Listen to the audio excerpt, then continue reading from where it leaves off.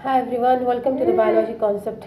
आज हम पढ़ेंगे एक न्यू चैप्टर जिसका नेम है molecular basis of inheritance.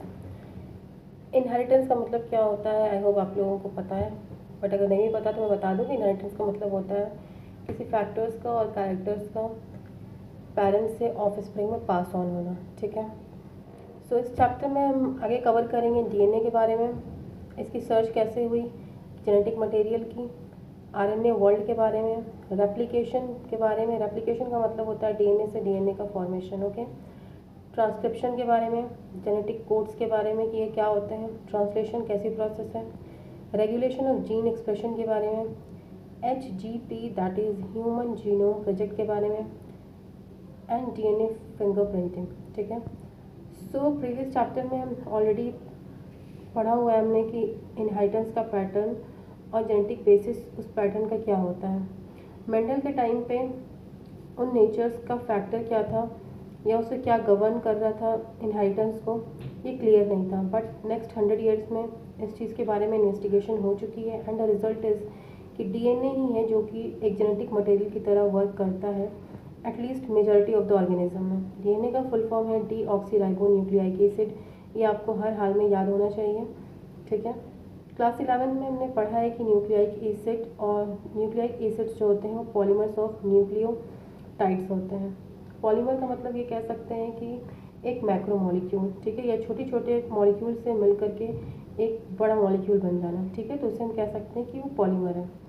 Now DNA जो है और आरएनए जो है, दोनों के ही फुल फॉर्म्स आपको पता होना चाहिए। दो तरीके के न्यूक्लिक एसिड्स हैं जो कि लिविंग सिस्टम में पाए जाते हैं। DNA act as genetic material in most of the organism. RNA भी जेनेटिक मटेरियल की तरह वर्क करता है लेकिन कुछ ऑर्गेनिजम्स में लाइक वायरस में मोस्टली इसका काम होता है एज अ मैसेंजर आरएनए। ठीक है, 3 तरीके के आरएनए होते हैं। एमआरएनए मोस्टली 3 तरीके के होते हैं, mRNA, tRNA and rRNA. Well, types के बारे में अभी फ़िलहाल हमें नहीं जानना है, आगे हमें पता चलेगा कि आरएनए का फंक्शन जो है वो कैटलिस्ट की तरह भी ये काम करते हैं। ठीक है, इस चैप्टर में हम जानेंगे मेनली डीएनए के बारे में। क्लास 11 में हम ऑलरेडी स्ट्रक्चर ऑफ न्यूक्लियोटाइड्स जान चुके हैं and the way these monomers units are linked to form nucleic acid polymers, ये भी हम पढ़ चुके हैं। इस चैप्टर में हम डिस्कस करेंगे डीएनए के स्ट्रक्चर को, रेप्लिकेशन को and the process of making RNA from DNA that is transcription के बारे में, जेनेटिक कोड जो कि डिटरमाइन करता है अमीनो एसिड के सीक्वेंस को, अमीनो एसिड के सीक्वेंस को प्रोटीन में। ठीक है, प्रोटीन सिंथेसिस के बारे में and the basis of their regulation. So चले हम जानते हैं सबसे इंटरेस्टिंग मॉलिक्यूल के बारे में लिविंग सिस्टम के, जो कि है डीएनए। क्यों ये सबसे ज़्यादा अबंडेंट है जेनेटिक मटेरियल की तरह और इसका रिलेशन क्या है आरएनए के साथ, ये हम फर्दर जानेंगे। सो डीएनए एक लॉन्ग पॉलीमर होता है डीऑक्सीराइबोन्यूक्लियोटाइड्स का। लेंथ ऑफ डीएनए जो है वो यूजुअली डिफाइन होती है कि इसमें कितने नंबर ऑफ न्यूक्लियोटाइड्स प्रेजेंट हैं या कितने पेयर ऑफ न्यूक्लियोटाइड यानी बेस पेयर जिन्हें हम कहते हैं वो प्रेजेंट हैं। ठीक है, this is also characteristic of an organism. For example bacteriophage जिसे हम कहते हैं 5174 के पास कितने न्यूक्लियोटाइड्स हैं, इसके पास है 5386 न्यूक्लियोटाइड्स। बैक्टीरियोफेज लैम्डा के पास है 48,502 बेस पेयर्स। ओके, ई कोली के पास है 4.6 into 10⁻6 base pairs. And haploid content of human DNA जो कि इम्पॉर्टेंट है, ये आपको लर्न होना चाहिए। कितने बेस पेयर्स प्रेजेंट हैं, 3.3 इंटू 10⁻9 बेस पेयर्स प्रेजेंट हैं। चलिए हम डिस्कस करते हैं structure of such a long polymer that is DNA के बारे में। ठीक है, अब हम बात करेंगे structure of polynucleotide chain. Polynucleotide, nucleotide का मतलब क्या होता है, यहाँ पे इसके 3 कंपोनेंट होते हैं।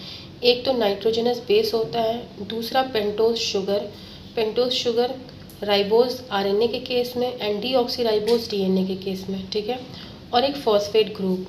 2 तरीके के नाइट्रोजनस बेसेस होते हैं, प्यूरीन एंड पिरिमिडीन। प्यूरीन होता है एडेनिन गुआनिन एंड पिरिमिडीन होता है cytosine uracil and thymine. Questions ये भी आते हैं कि प्यूरिन्स क्या है, ऑप्शन दे देता है साइटोसिन है, यूरेसिल है, थाइमीन है या फिर ग्वानिन है। तो इसको लर्न करने का भी एक शॉर्ट ट्रिक ये है कि प्यूरिन को आप याद करें प्यूगा से, प्यूरिन यानी ग्वानिन एडेनिन, ठीक है। पिरिमिडीन को आप याद करें पाई कट से, साइटोसिन, यूरेसिल एंड थाइमीन, ठीक है, पाई कट, ये इसका शॉर्ट ट्रिक हो गया। साइटोसिन जो होता है वो डीएनए और आरएनए दोनों के लिए कॉमन है, लेकिन थाइमीन जो होता है वो सिर्फ और सिर्फ डीएनए में प्रेजेंट होता है। यूरेसिल सिर्फ आरएनए में प्रेजेंट होता है थाइमीन की जगह पे आरएनए में, ठीक है। सो यूरेसिल प्रेजेंट होता है आरएनए में, थाइमीन प्रेजेंट होता है डीएनए में, ठीक है। ये भी इम्पॉर्टेंट पॉइंट है और इससे भी ऑलरेडी क्वेश्चंस आ चुके हैं कि आरएनए को आप कैसे पहचानेंगे कि ये आरएनए है। एग्जाम्पल्स में क्वेश्चंस में दे देता है कि इसमें थाइमीन है या यूरेसिल है, ये क्या क्या चीज़ें हैं, ठीक है। तो यूरेसिल जिसमें होगा वो होगा आरएनए, थाइमीन जिसमें होगा वो होगा डीएनए, ठीक है। अब एक नाइट्रोजनस बेस जो होता है वो लिंक होता है पेंटोज शुगर से बाई या थ्रू एन ग्लाइकोसिडिक लिंकेज से टू फॉर्म अ न्यूक्लियोसाइड, ठीक है, सच एज एडिनोसिन और डीऑक्सी एडिनोसिन, गुआनोसिन और डीऑक्सी गुआनोसिन, साइटिडीन और डीऑक्सी साइटिडीन, ठीक है। न्यूक्लियोटाइड्स का ये भी आप फिगर देख सकते हैं, स्क्रीन पे शो कर रहा है न्यूक्लियोटाइड का, न्यूक्लियोसाइड का, इन दोनों में क्या डिफरेंस है आप इजीली यहाँ देख सकते हैं।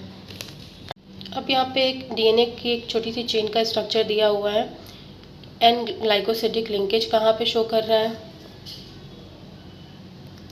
ठीक है। शुगर कहाँ पे है, नाइट्रोजनस बेस कहाँ पे, जहाँ पे एडेनिन ए है वो है nitrogenous base, N glycosidic linkage क्या है जो कि पेंटोज शुगर और नाइट्रोजनस बेस को ऐड कर रहा है वो क्या है, एन ग्लाइकोसिडिक लिंकेज है। शुगर कहाँ पे है, फॉस्फेट आपको दिख रहा होगा, ठीक है।